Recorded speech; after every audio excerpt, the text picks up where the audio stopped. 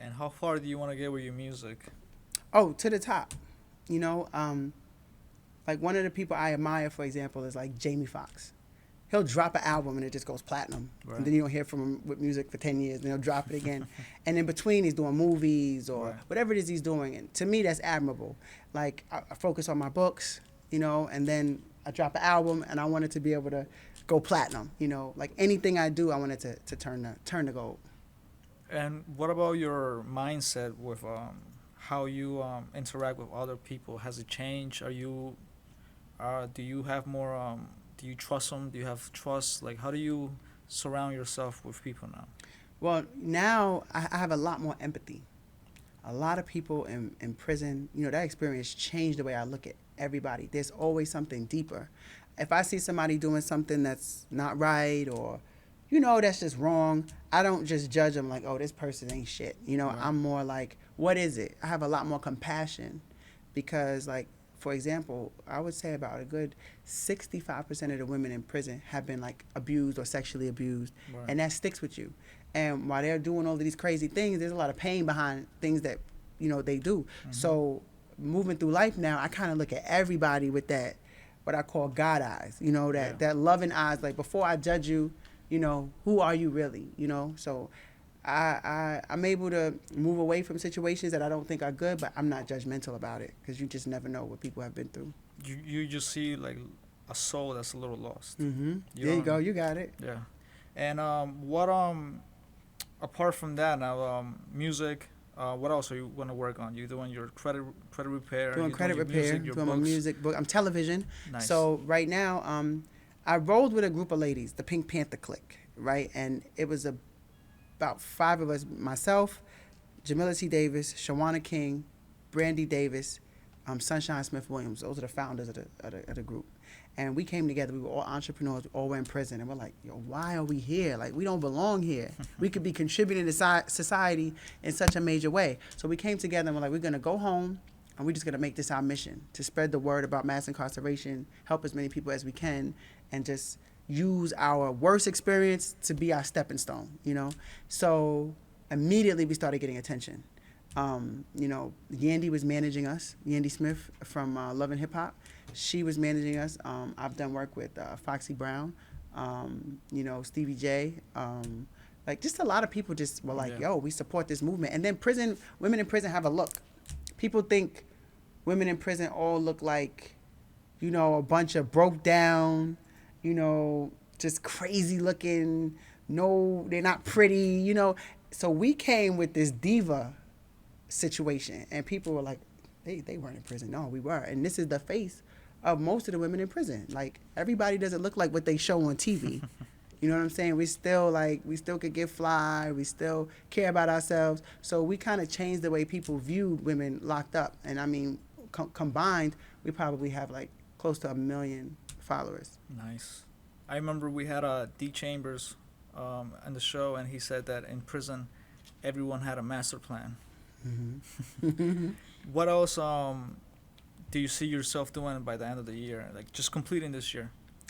Well, I hope to, you know, have my music going, you know, viral, you know, one way or the other. I know I'm still in some ways a new artist, even though I've been doing this a long time. A lot of people are just hearing about me. And I'm really hoping that this special that I'm doing, it's with a major network. I'm not supposed to talk about it, they said. But it will be airing soon, and Nice. we'll be doing marketing for it. But it's on a major network. Perfect. And I have one episode for myself. It's like a documentary. Nice. And it goes into my entire life, my case, everything, and it's big, you know. So I'm trying to coordinate everything around that. So, you know, when I push my new books and my music, everything can kind of just drop, and nationally, you know, I'll have a strong enough presence where I can get to another level. And what could you say to women to empower themselves? What will be Aisha's like five rule Five for a rules. woman to start empowering themselves based on like your experiences? Wow. Okay, so the first thing would be to love yourself. You know, a lot of women look for love from outside of themselves, from a man, or, you know, just from even their children. You got to just love yourself and just put yourself first. A lot of people don't really know how to do that, but it's necessary for you to love other people properly. You got to put yourself first. You got to take care of you. That would be like rule one, you know, because once you're healthy mentally, then you can be who you need to be for everybody else. That's rule one. Rule two would be cut off anybody who's negative around you. You know, when I was in prison, I would go to eat to chow hall, and it's a lot of negativity. Everybody's miserable. So there's a lot of gossip. Soon as I sit down with a bunch of chicks and they start talking negative, I get my tray, I'm out. Definitely. I didn't even sit around it. You know, you might end up in a fight just because you listening. Oh, you was there talking with her about, and that wasn't even the case. You were looking her in the eyes. Yeah, exactly. So I moved away from that. So that's number two. Like, stay away from anything that's negative. Number three would be, if you're looking for any type of partnership, make sure it's somebody who's like-minded. If you got messed up ways of thinking and negative things you've been doing, don't get with somebody who's the same way as you. Find somebody who's going to help you be a better you, you know. Number four would be find some spirituality. You know, you don't have to be religious or anything like that, but find some spirituality. Find something that makes you feel humble and grateful for just being alive, you know. Even if you got to thank yourself for thinking better. I don't care whether it's God, whether it's whatever religion, whatever. Find some type of spirituality, you know. What is that, number four? And number five, what would number five be? I would say... find love? Well, that kind of goes with number four a little bit, yeah, kind of. But number five would be find a way to make money where you're not necessarily dependent on one situation to do that. You know, I don't care. Every woman can, well, most women can have children. If you've taken care of a kid, hey, do you need a babysitter?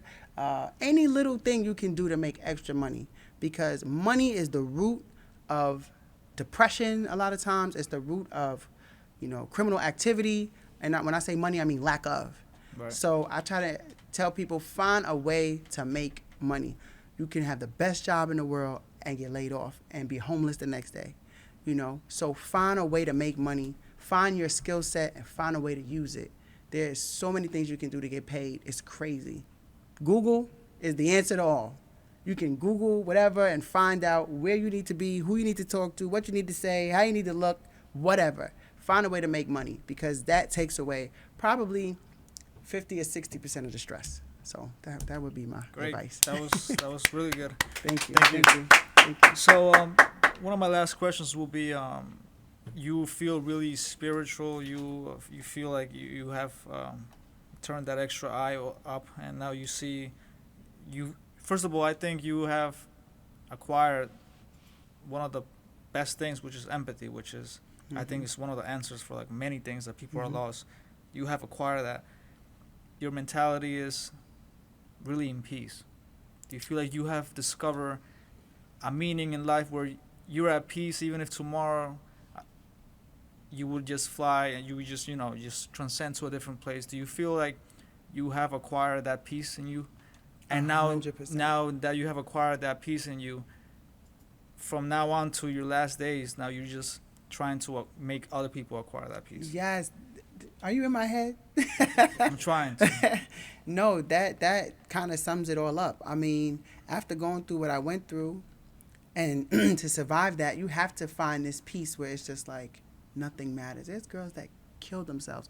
I have a friend that came home. She lost her children, like, to the system. I believe it was the system. I don't know all the details. But that time away impacted her life so bad, she decided she didn't want to live anymore. You know, so that peace of being able to deal with whatever it is that comes your way makes life totally different. You know, you feel safer, right? Yeah. I mean, have you ever read The Four Agreements? You ever hear of it? It's the book that says, and it basically tells you, don't take anything personal. Right. You know, and once you learn that, it's like people think you have peace. You have peace, but people think I'm crazy. Oh, you too calm, or, you know, I'm That's like, where no big deal. Comes in, right? Yeah, exactly. Like, hey, this piece is what you need. Right. And you're trying to guide them to eventually reach peace, because money doesn't give you that peace. No, money doesn't give you that peace, because you can have a lot of money and still be miserable. Right. But peace is just like, I'm grateful. Peace comes from gratitude. When you get ungrateful, that's when you get aggy. Like, there's so much things that could be going on that are worse than what you're in right now.